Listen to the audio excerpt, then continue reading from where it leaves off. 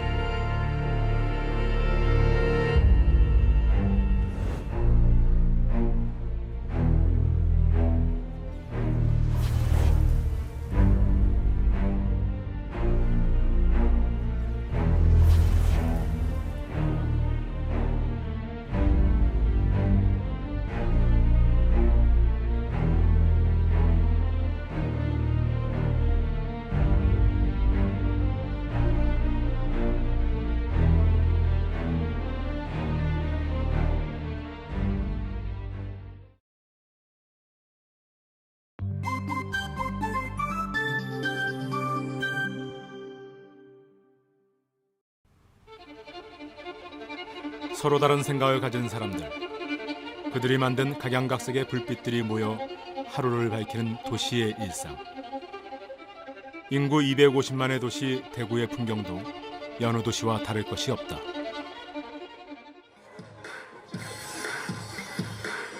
하지만 특정 정당에 대한 대구의 짝사랑은 아주 독보적이다.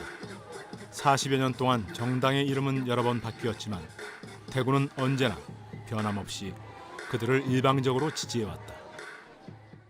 나는 박근혜 정말로 오직 듣고 있으면 오가 밥해주고 내가 듣고 있으면 좋겠다. 나는 그런 심정이 있다. 부상하잖아. 대한민국의 심장 이곳 대구에서 좀 힘들 때 그러나 국민을 위해서 그만큼 우리가 살게 된 데는 박 대통령의 힘이 컸다. 요 하마 이 혈에 머리가 하마 이 고정관념이 있더라고. 북한에 뭐 좀 식량이고 뭐 도와줬는 걸 다 퍼다줬다 하고 자유한국당 말만 믿더라고. 무조건 보수 국민들은 하나로 뭉쳐야 됩니다. 대한애국당이든 무슨 당이든 뭐 다 보수 하나로 뭉쳐야 됩니다. 자유한국당이 망하면 대한민국이 망하니까. 한 사람은 해줘야 안 되겠나 하면 가도 고마 가다가 내가 이거 찍을 때는 고마 우리 대구 한국당 딱 고리 찍게 되더라 자연적으로. 매년 5월에 열리는 대구의 대표 축제 컬러풀 페스티벌. 다양한 생각과 취향을 존중하며 서로 다름의 미덕을 축제로 승화하자는 대형 이벤트가 해마다 대구의 중심거리에서 열리고 있다. 하지만 대구의 정치 성향은 정반대다. 수십 년간 오로지 하나의 색깔만을 고집하고 있다.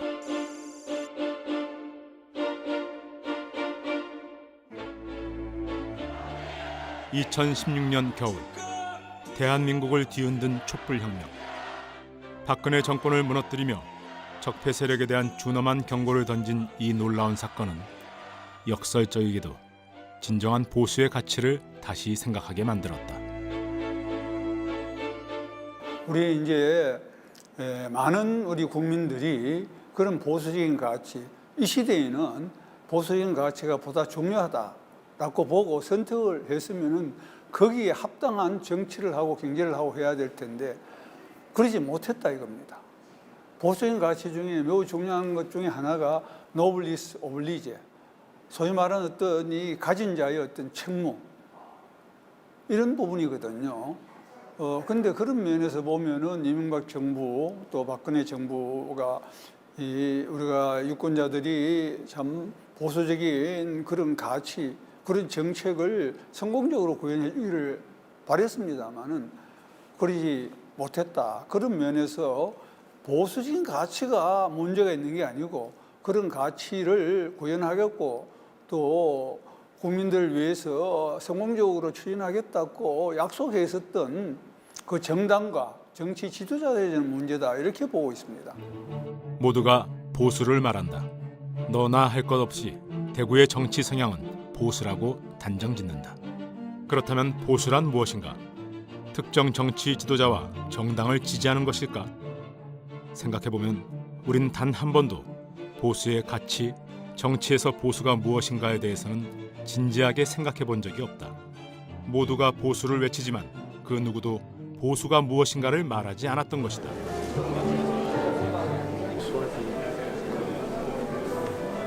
지난 2월에 열린 영남 상생 포럼. 대구 경북과 부산 경남을 아우르는 여러 보수 단체들이 모여 더욱 결속을 다지자는 취지로 출범했다. 물론 이 자리에서도 보수의 정체성에 대한 근본적인 물음이 오갔다.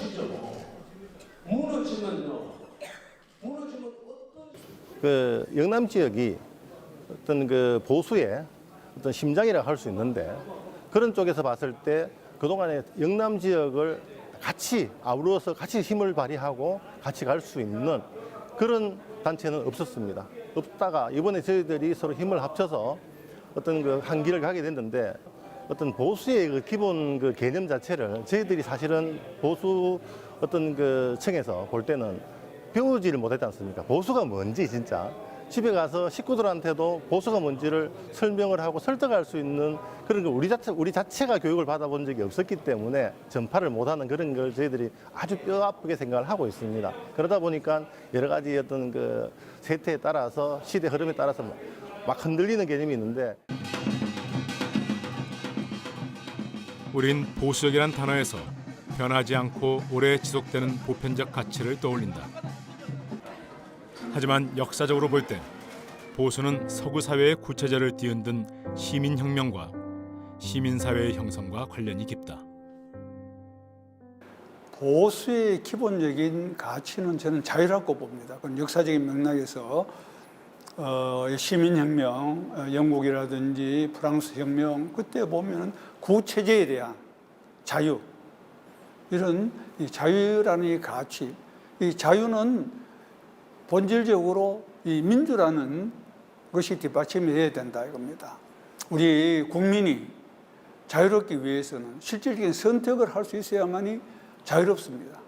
그러니까 구성원들의 선택이 보장되기 위해서는 경쟁이 뒷받침이 돼야 되고, 경쟁력, 이런 것이 보수의 어떤 역사적인 핵심적인 가치고, 이것이 이제 국가의 주요 정책하고 연관해서 본다면 저는 부국 강병이 보수가치 핵심이 아니냐. 우리 나라의 국민이 자유롭기 위해서는 제국주의 지배를 받지 않아야 되지 않겠습니까? 일단 뭐 보수주의라는 게 이념 자체가 서구에서 근대화 과정에서 나온 건데, 한국 사회는 이제 서구와 같은 근대화 과정을 겪지 못했기 때문에 이걸 이념적으로 뭐 비교한다 이런 것은 조금 무리가 될 것 같고, 오히려 보수 이념보다는 보수 세력으로서 한국의 보수를 조금 규정하면 좀 더 명확해지지 않겠는가 싶습니다. 그렇게 본다면 한국의 보수 세력은 크게 어떤 시장적, 경제적 보수와 그리고 법치주의적 보수, 그리고 애국 내지는 안보주의적 보수라는 어떤 세 가지 그룹들이 좀 느슨한 형태의 연대를 형성하면서 기득권 이념을 유지하고 있지 않느냐. 지금 한국의 보수라고 하는 것은 지난 몇십 년 동안 한국 사회를 지배해왔던 기존의 관념 혹은 정치 체제 혹은 사회 질서, 이걸 이제 중요하게 생각하고 가능하면 그로부터의 변화를 거부하는 입장이거든요. 그것의 핵심은 저는 두 가지로 볼 수 있다고 생각을 해요. 하나는 권위주의입니다.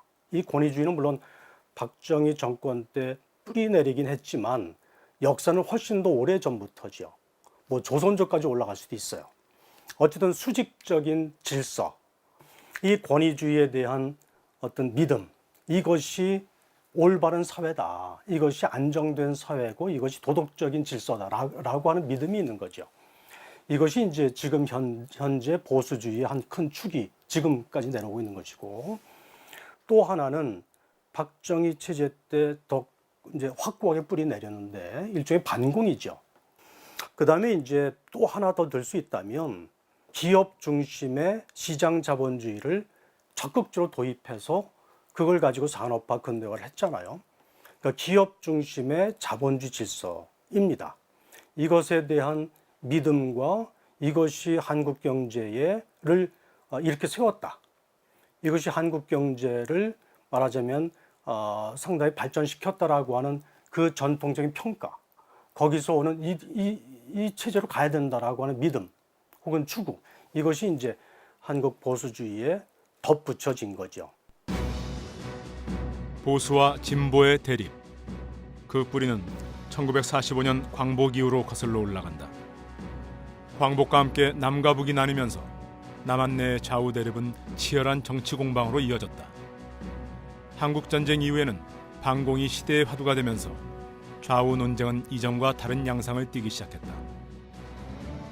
무력으로 정권을 잡은 군부는 반공을 앞세워 반대 세력을 좌파로 몰았고, 이들의 대립은 한국 현대사를 비극으로 얼룩지게 한 것이다.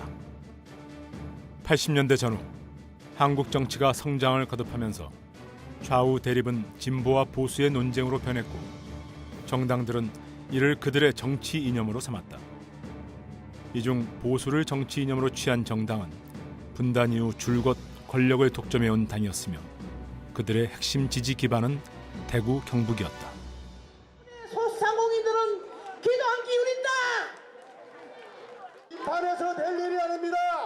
박살냅시다. 지금 정치 보복을 정권 출범하는 날부터 이날릴 때까지 끝날 때까지 하겠다고 하는 거 아닙니까? 여러분 그렇지 않습니까?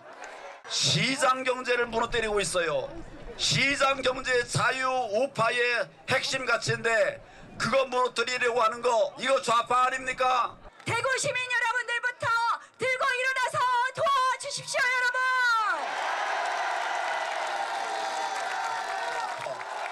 지난 1985년 대구가 독립된 지역구로 치른 12대 총선부터 지금까지 대구는 묻지마 표를 준다는 말이 나올 만큼 보수 정당에 압도적인 지지를 보내고 있다. 고정관념을 벗어날 수가 없다고 생각해요. 저는 그런 향수라든가 좋은, 물론 힘들게 다 그때 살았지만 박정희 대통령 묵게 살게 해줬다는 그런 어떤 그거에 대해서 상당히 아직까지도 뭐 부정할 수 없는 사실이지만은 사고의 유연성이 없다. 어른들 쭉 말씀하시는 걸 보면 자기가 믿고 있던 거를 끝까지 자기가 믿고 있던 뭔가가 있으면 그냥 끝까지 어떻게 보면 의리라고 생각해요. 참 나 똑똑하고 그 사람은 외국을 얻어 나가도 기립박수를 받을 정도로 똑똑한데 뭐 최순실이가 뭐고 그거 여자 하나 때문에 그만 사람이 그만 저래 되는데 많이 불쌍해. 나 여자로서 많이 불쌍해. 정말로 불쌍해. 근데 또 훌륭하다고는 생각하는데 왜 그렇게 되는가는 그거는 또 우리는 모르잖아. 정치도 안 해보지 뭐. 우리는 장의 사람들 흐르는 말만 들으니까. 그래도 대구서는 박근혜 씨를 얼마나 생각하는지 모르잖아요. 정치적으로 너무 많이 이용해 먹고 있어요. 경상도 사람들은. 권력 가진 놈들이. 실제로 저거 가슴에 손을 넣고 한번 생각을 해보라 그래요. 얼마나 많이 이용해 먹나. 5.18이 전라도 쪽은 그래도 5.18이는 그건 자기들이 당했잖아요. 그런 게 거기에 대한 응징이라든가 거기에 대한 감정이라는 게 있지만 이건 아니잖아요. 경상 대구 경남 그렇잖아요. 아무것도 없어요. 한나라당이든지 무슨 뭐 민주중이든지 그런 걸 떠나가지고 국회의원들이나 평범하게 그런 거 보복하지 말고 그래도 대통령 잘못했는데 왜 이러고 잘못했는데 지금 그 문재인은 다음에 연락하면 꼴뚜만 넘게 잡아 쳐야 돼. 그 사람은 잘못한 거 없나 어디? 그거는 임기 지나고 나서 볼 일이야. 그러니까 그래. 그러면 안 되지 그래. 대통령 역대 대통령마다 다 갖다 주시었고 그거는 나라의 망신이고 나 그런 게 싫다. 야 근데 두 분 사이의 정치적 견해가 완전히 다른데요. 그러니까. 우리는 좀 틀려. 아니 그러면 그 대통령 갖다 엮는 게 좋나 그러면? 좋지는 않지. 그건 좀 못한가나. 그래도 뭐 그래 죽을 죄를 아직까지는 사면회가 될 일이 아니고 조금 있어요. 박근혜에 대한 지지와 연민, 그 바탕에는 박정희 시대에 대한 향수가 있다. 궁핍했던 시절, 먹고 사는 문제를 해결해줬던 지도자, 서민들 편에 선 소탈한 리더라는 이미지가 경부고속도로 건설로 상징되는 고속성장 신화와 맞물리면서 박정희 일가에 대한 맹목적인 믿음과 사랑이 만들어진 것이다. 5.16 혁명을 기점으로 해서 우리는 민족의 위대한 자아를 찾기 위한 보람찬 노력을 기울이기 시작했습니다. 그러나 유신 헌법으로 독재를 연장하고 반인권, 검열, 독선과 통제의 공포 정치는 민주주의를 철저히 유린했다. 박정희 시대 조국 근대화는 대한민국 민주주의 암흑기와 공존한다. 독재의 스산한 세월은 대한민국 보수의 탄생과 대물림으로 이어졌다. 아버지를 잊지 않으시고 대구 보수의 탄생의 경우에는 이제 박정희 정권의 영향이 크죠.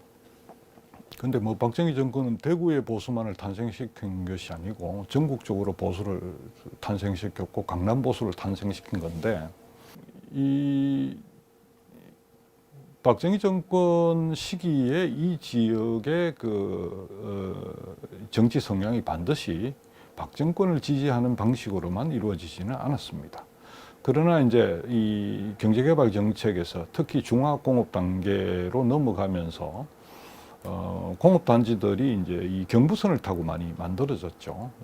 이 박정희 정권 때 이루어진 경제개발을 토대로 해서 이 본격적으로 이 지역 출신들이나 혹은 이 지역 사회의 엘리트들이 보수화의 길을 걷게 되는 것은 전두환 노태우 정권 때라고 저는 생각을 합니다. 그러면서 이들이 이제 지역 사회의 이제 정치권은 물론이고 경제계의 실력자들로 다 부상할 수 있게 되고, 또 전두환 정권 초기 언론 통폐합을 통해서 비판적인 언론들이 다 거세가 되고 그 언론 자체가 굉장히 권력을 옹호하는 이런 성격을 이제 띠게 되면서 이제 이런 것들 사이에 이제 이 지배 동맹 같은 것들이 이제 그 시기에 오면 본격적으로 형성되면서 이제 이 지역 사회가 보수화의 길을 걷게 됐다, 이렇게 볼 수 있고요. 지역의 엘리트들은 그들의 이권을 쫓아 보수 정당을 지지했고, 이는 지역의 정치 이념이 되었다. 자, 나가세요. MBC 뭐 찍어봤자 우리 저거 테레비랑 볼 사람. 그리고 그들과 생각이 다르다면 공격하고 배척한다.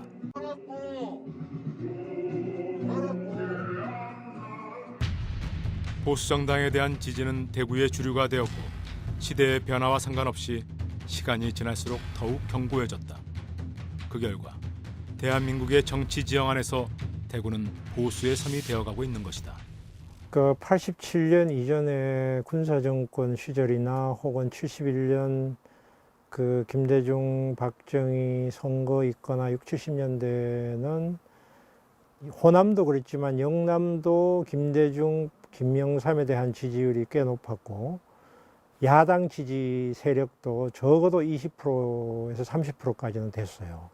그게 상식적이죠. 근데 이제 87년 이후에 그게 훨씬 더 축소된 이유는 그 정당에 대한 이념 가치하고는 관계없고, 그 지역에서 특정 정당이 이제 다수당이 되고 독식을 하게 되면서 그 사람들의 영향권이 사회, 시민사회 곳곳에 다 영향을 미치니까 일반 사람들이나 약간의 공무원들이나 모든 사람들도 생존을 위해서 그쪽에 줄을 서지 않을 수 없게 되는 측면이 있고, 대구 경북은 박정희 대통령을 신격화하고 그 체제와 동일시 하다 보니까 TK가 어쨌든 지금 현대까지도 한국 보수주의의 원류인 것처럼, 그리고 대구 경북 사람들은 당연히 보수주의를 지지하지 않으면 박정희 대통령을 거역하는 것처럼, 혹은 그를 존경하지 않는 것처럼, 이렇게 이제 정서적으로 저는 동일시되어 있다고 생각을 해요. 자, 그렇게 해서 이제 지금까지 상당히 길게 그 이념을 추구하는 보수 정당을 일방적으로 지지해 왔죠.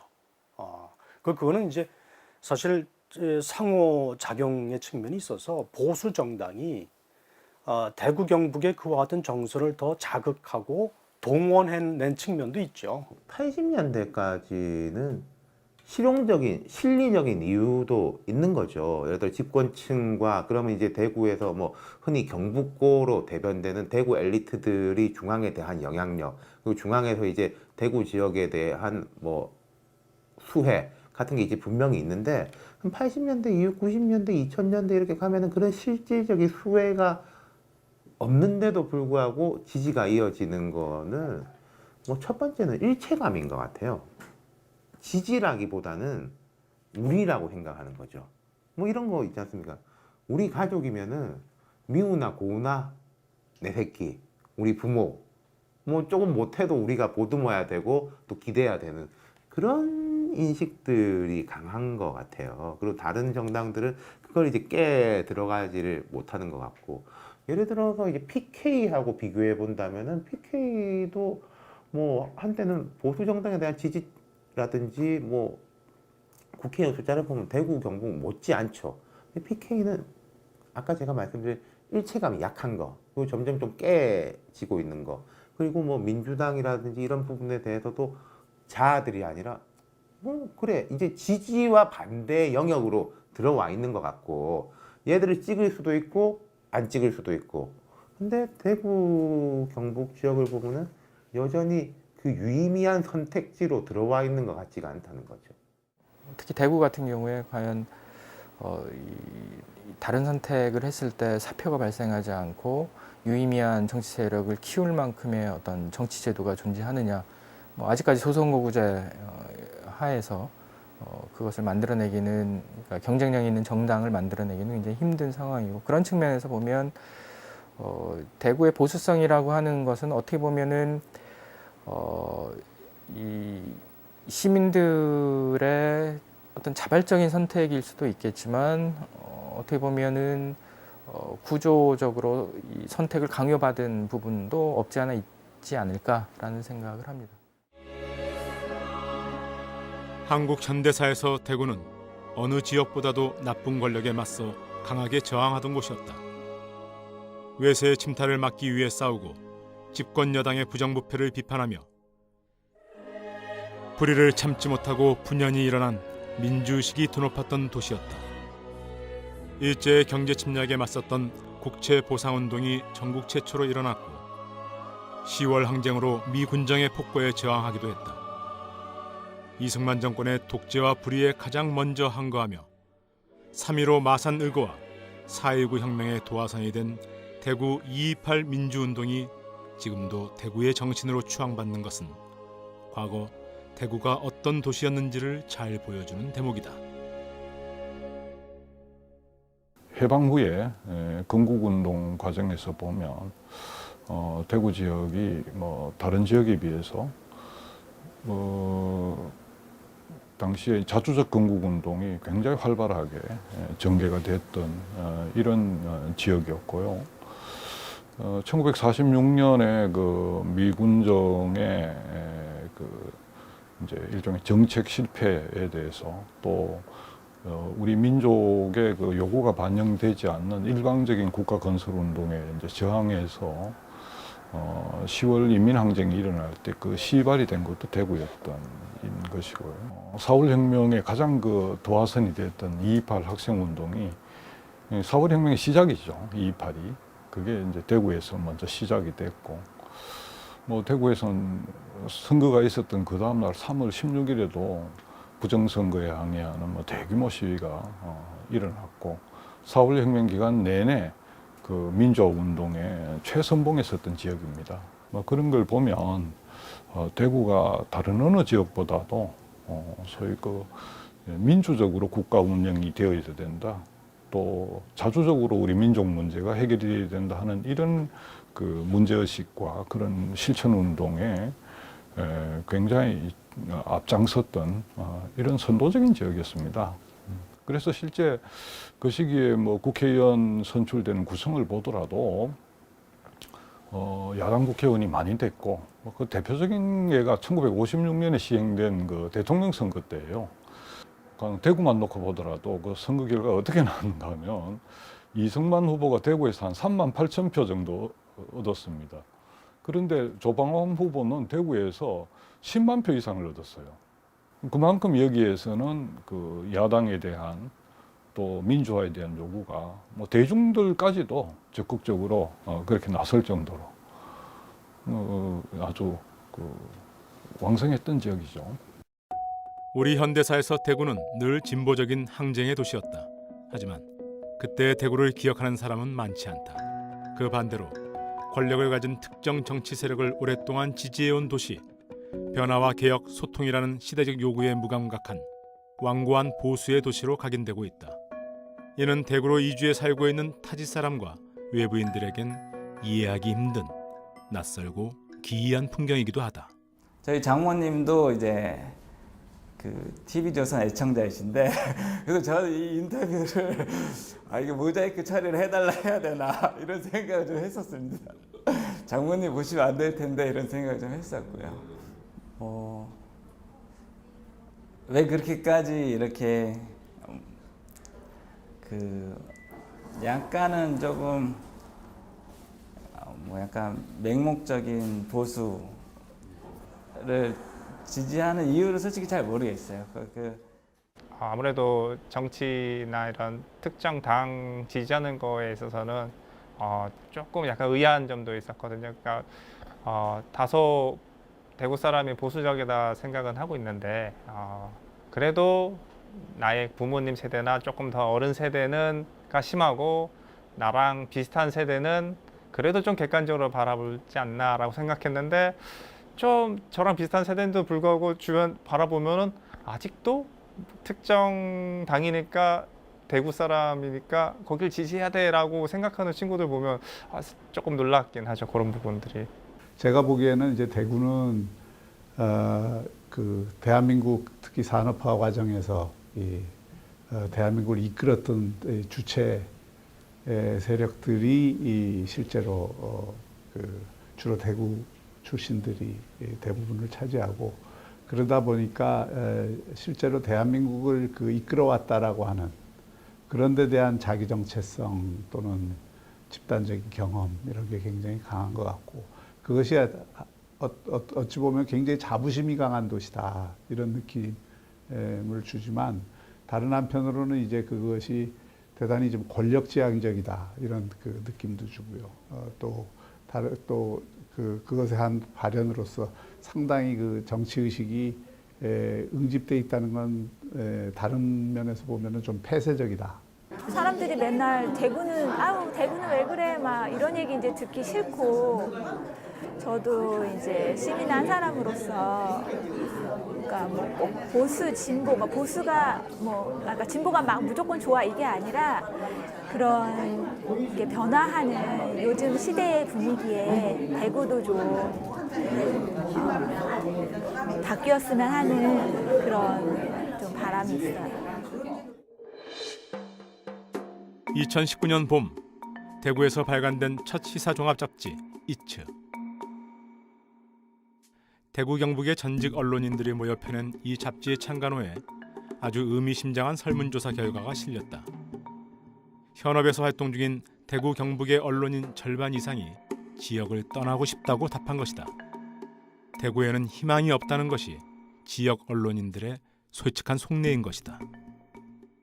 단순한 질문에서는 희망이 없다 이런 얘기인데 지금 그동안 그 대구의 지도층에 있는 분들은 사실은 충격적이죠.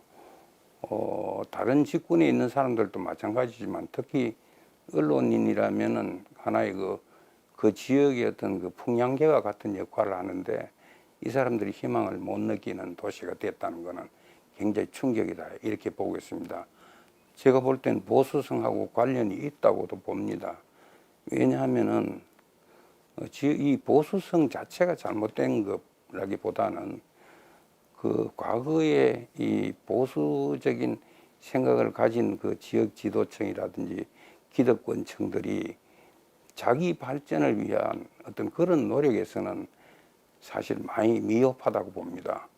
그리고 자기들의 미래를 개척하는 에너지도 많이 부족하다고 봅니다.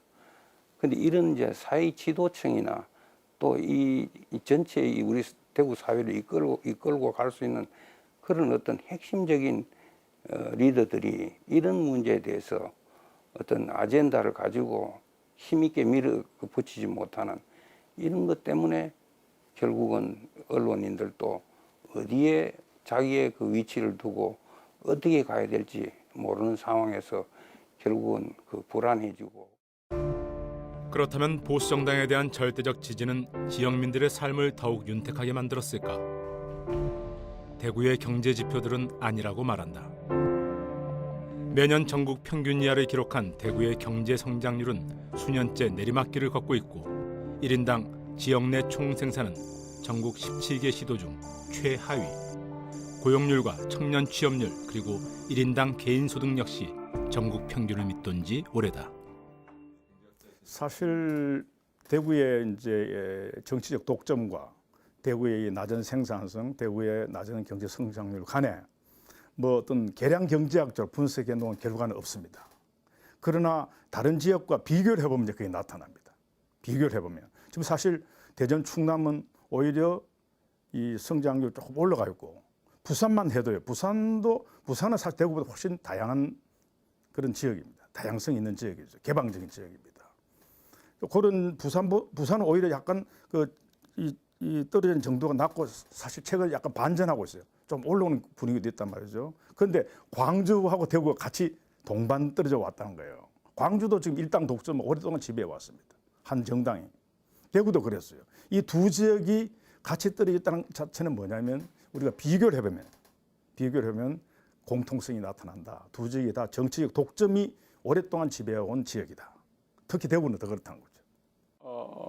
동의하지 않는 거나 일부는 동의를 하는데 중요한 것은 그 정치적 성향을 한쪽에 이렇게 좀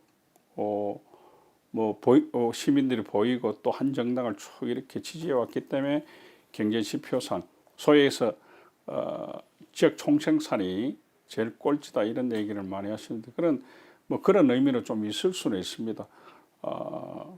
우리 박정희 정부로부터 시작해서 전두환, 노태우 이래오는 과정 속에서 보면은 그 정부의 정통성 문제 이런 게 휘말려 가지고 대구 경북 지역에 정말 미래 먹거리를 창출하는 여러 가지 정책적이나 또 예산에서 오히려 역으로 좀 배려가 미흡한 측면도 있다고 보여집니다. 그리고 또 한편으로는 뭐 김대중 정부나 노무현 정부 들어서도 진보 쪽에 이제 정권이었을 경우는 또 한편으로 일본은 또 혼례받은 정책적인 측면에서도 있고 예산 측면이 있다고 그렇게 저는 생각합니다. 중요한 것은 나라의 국가의 균형 발전 정책이 계속적 정부가 실패해왔다고 저는 보여집니다. 수도권 중심주의를 벗어나지 못했기 때문에 지방은 굉장히 경제적으로 피폐했다는 생각이 듭니다. 우리가 GRDP 꼴찌인데 광주가 바로 우리 위입니다. 그러면 김대중 정부나 노무현 정부, 소위 지금 이제 문재인 정부가 들어섰는데 그러면 거기가 그러면 경제적으로 굉장히 많이 성장했느냐? 그렇지 않다고 이렇게 생각합니다. 한때 지방 분권과 국토 균형 발전이 화두였던 적이 있다. 그러나 정치, 경제, 자본, 인력의 수도권 집중은 더욱 심해졌다. 이는 지역 인구의 유출에서도 알 수 있다. 대구를 떠난 인구는 대부분 수도권으로 몰린다. 물론 대구만의 현상은 아니다.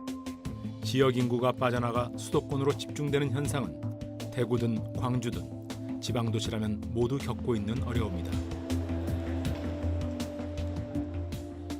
글쎄 지금 뭐 우리가 광주하고 대비해 가지고 우리가 이렇다. 난 그런 때는 지났다고 봐요. 지금 오히려 모든 부와 권력의 중심이 수도권으로 옮겨가기 때문에 이 수도권과 경쟁할 때 우리가 얼마만큼 미래지향적이고 발전적인가 이걸 고민해야 되지. 호남하고 뭐 이렇게 대비를 해서 경쟁하는 것은 둘 다 지금 수도권의 집중 때문에 피해를 입고 있는 지역인데 누가 피해를 더 입나 우리가 피해를 더 입나 이런 논리는 이미 이건 너무 현실하고도 맞지 않은 낙후된 논리 아닌가. 그런 논리에 빠져 있는 한은 글쎄 뭐 호남 지역이 우리하고 그렇게 상대해서 그렇게 생각하는지는 모르겠는데 이 지역이 호남과 관련해서 그렇게 생각한다면은 참으로 이 미래가 암담하다는 생각이 들어요. 가령 말이죠. 지금 구미공단이 급속히 쇠퇴하고 있잖아요. 그 가장 큰 이유가 우리나라의 이 IT 산업을 대표하는 가장 큰 이런 거대 기업들이 구미에서 다 철수해서 그렇잖아요. 이분들이 철수해서 어디로 갔는가 하면 수도권으로 다 갔거든요. 그분들이 그럼 철수해서 호남으로 갔나요? 호남에서도 철수해서 수도권으로 가고 대구 경북에서도 철수해서 수도권으로 가면서 이 지역이 지금 점점 고사하고 있는 판인데 계속 그런 타령만 하고 있으면 그게 무슨 살 길이 나오나요? 2018년 지방선거를 거치면서 자유한국당 일색이었던 대구 경북의 지방의회에도 큰 변화가 있었다. 처음으로 더불어민주당 후보가 당선돼 의회 구성을 이루면서 대구 지방의회 역사상 처음으로 양당 체제가 만들어졌으며 대구 시의회는 사상 최초의 여성 의장까지 탄생했다. 지난해 이맘때에 우리가 이제 전국 동시 지방선거가 있었습니다. 특히 우리 대구광역시의회는 처음으로 양당 체제로 의원님들이 뽑히셨습니다. 8대 시의회가 지금 개원하고 1년이 되었는데 이렇게 각자 다른 당에 소속되어 있는 의원님들이 대구시의원이란 한 팀을 구성을 해서 1년간 활동을 해보니 선의의 경쟁 또 훨씬 더 참여에 대해서 적극적으로 참여를 해주시고 또 어떤 중앙 정치의 그런 어떤 당론에 의한 분열보다는 오히려 어떤 그런 분열된 중앙 정치에 실망하시는 주민들 입장에서 우리 지방의회는 이런 모습을 보여드리면 안 된다. 주민들에게 신뢰받는 그런 정치를 해야 된다라는 것을 몸소 실천을 해주시고 계시거든요.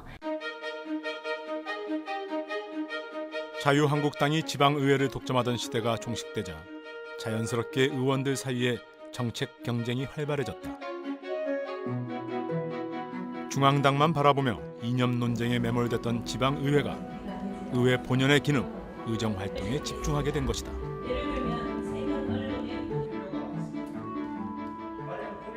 객관적으로 엄청난 변화를 보여줬었죠. 7, 8대의 전반기 6개월을 제가 평가했는데요. 구체적으로 조례 재개정 건수가 7대에 비해서 2.7배 많았고 의원 1인당 평균은 0.28건에서 0.77건으로 늘었습니다. 구정 질의 및 5분 발언도 55건으로 1.5배 많았고 의원 1인당 평균은 1.18건으로 더 늘어났습니다. 전체적으로 6.13 지방선거 결과가 더불어민주당 의원들의 대거 당선으로 기초의회 구성이 달라진 결과가 의정활동 전반을 촉구했는데요. 촉진했다고 볼 수 있습니다. 자유한국당과 더불어민주당 이렇게 비교하기보다는 결국 그런 식으로 더불어민주당 의원들의 활동이 활발해졌다가 결론이면 좋겠는데 그런 것들이 아니라 경쟁 구도가 자유한국당 의원들의 그 활동도 동반 상승하는 효과를 만들어냈다라는 거예요. 그러면 의회 전체의 정책 경쟁과 감시 기능이 높아지고 있다는 거고 결론적으로 말씀드리면 일당 독점에서 벗어나니 서로 경쟁이 되어 의회 전체가 활발해졌다는 결론을 저희가 봤습니다. 지방의회의 변화는 자유한국당뿐만 아니라 다른 정당들에게도 큰 숙제를 남겼다. 지역민들 역시 마찬가지다. 대구의 발전을 위해서 일당 일색이 과연 현명한 선택인가를 적극적으로 고민해야 한다. 이런 뭐 행사가 뭐 가능하면 자주 있으면 좋겠죠. 자주 있으면 좋은데 뭐 여건이 안 되면 어쩔 수 없지만은 이런 거 이렇게 이쪽이 원래 좀 보수색이 짙으니까 이런 걸 통해서라도 한 번씩 환기시켜 주면은 그게 사람들이 이제 너무 한쪽으로만 또 이게 지금 뭐 제 개인적인 생각입니다만은 대구 시민들이 너무 한쪽으로만 지금 일방적으로 계속 오랫동안 그죠? 잘하든 못하든 이 비판 그것도 없이 그냥 한쪽만 그걸 해왔기 때문에 이제 앞으로는 이제 좀 이제 뭐 민주당 쪽도 있고 또 뭐 정의당도 있고 뭐 어쨌든 뭐 다양하게 골고루 많은 이런 당의 이제 의원들이 나올 수 있는 그런 지역이 되었으면 하는. 여럿이 함께 경쟁하는 사회는 활력이 넘친다. 대구가 지금보다 생동감 있는 지역이 되기 위해서는 다양한 정치 세력의 유입과 경쟁이 필요하다. 물론 쉽지는 않을 것이다. 넘어야 할 편견과 고정관념도 존재한다. 여전히 자유한국당이 아니라는 이유만으로 배척하고 무시하는 현실이 존재한다. 저는 뭐 대구 시민들이 가진 울분이라고 보는데요. 사실 제가 명함을 돌리고 이러면서 선거운동 기간에 뭐 명함을 안 받겠다는 사람은 있어도 지금은 선거운동 기간도 아니고 또 현직 의원 신분에서 명함을 이렇게 건넸는데 그걸 눈앞에서 보는 데서 막 쫙 해서 내가 김부겸부터 떨어뜨려주고 떨어뜨릴 거라고 막 그렇게 이야기를 하는 것을 보면서 이게 울분이 많이 쌓여져 있구나 이런 생각은 했죠. 근데 뭐 그 명함을 찢었던 분도 제 유권자이기 때문에 그분들에 대해서 뭐 어떤 서운함은 있겠지만 뭐 어쨌든 그분들 생각도 또 같이 가지고 가야 되는 것이 제 임무라고 생각을 합니다. 근데 뭐 진보 보수 이야기를 좀 아까 뭐 해서 말씀드리면 대구 시민들 중 자유한국당 지지자가 과연 보수고 뭐 민주당 지지자가 과연 진보인가 이건 아닌 것 같아요. 자유한국당이라는 당이 오랫동안 대구 경북을 중심으로 지역을 이렇게 가지고 있다 보니까 대구 시민들이 그 당을 자기와 동일시한 게 아닐까. 그래서 뭐 진보 보수 문제는 아닌 것 같고 그리고 뭐 그렇지 잘 아시다시피 그냥 빨갱이 하나로 다 끝나는 이게 뭐 완전히 왜곡된 보수의 이거 보수라고 할 수도 없는 뭐 반공 이데올로기가 그래서 남북 관계가 평화 무드가 오든지 아니면 정말 완전히 종전선언을 해서 국가 체제를 인정해야지만이 그때부터 대한민국이 진보 보수 논쟁을 할 수 있지 않을까 이런 생각이에요. 이 나라의 근간을 만들고자 한 자유우파 보수의 원칙이 이 대구와 경북에서 살아나야 합니다, 여러분! 자, 여러분 여기가 어딥니까? 바로 우리 보수의 심장 대구 경북입니다. 여러분들이 계셔서 작년에 우리 당이 살 수 있었습니다. 또 박 대통령과 함께 박정희 대통령님과 함께 여러분들이 이 대한민국을 여기까지 오도록 해주셨습니다. 정말 이 자리를 빌어서 다시 한번 감사를 드립니다. 큰 절 올리겠습니다. 그들은 대구를 보수의 심장이라고 말한다. 그러나 그들이 말하는 보수가 대구 경북 지역민이 지향하는 보수와 같은 것일까? 선거철이면 어김없이 찾아와 보수의 힘을 보여달라는 기성 정치권에 대구는 무엇으로 응답해야 할까? 나만의 짝사랑 같은 일방적인 지지는 이제 한계점에 다다른 것은 아닐까? 이제 다시 대구 경북에 질문을 던진다. 당신이 믿고 지지해온 보수는 과연 무엇이냐고. 21세기 다원화된 사회에서도 여전히 지난 시대의 환영에 사로잡혀 새로운 대한민국으로 가는 막차를 놓쳐버린 것은 아니냐고.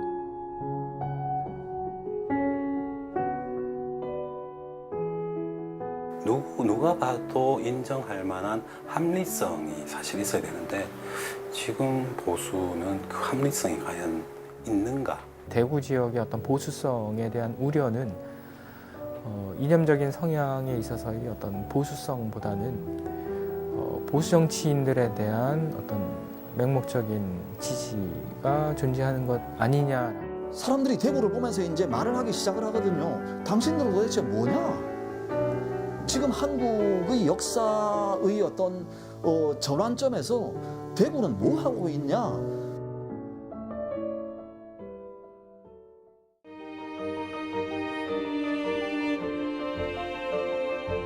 자유한국당 3분의 1, 바른미래당 3분의 1, 대한애국당 3분의 1 이건 다양성이 아니지 않습니까? 진보정당은 큰 이야기도 하지만 고단한 삶에 지쳐있는 사람들의 어디 가서 하소연하기 어려운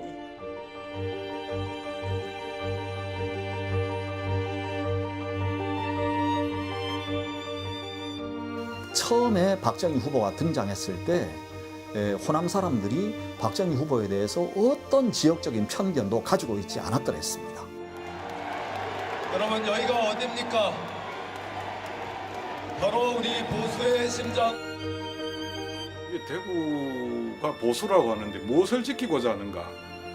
보수라는 게 이렇게 잘 보호하고 지킨다는 뜻이잖아요.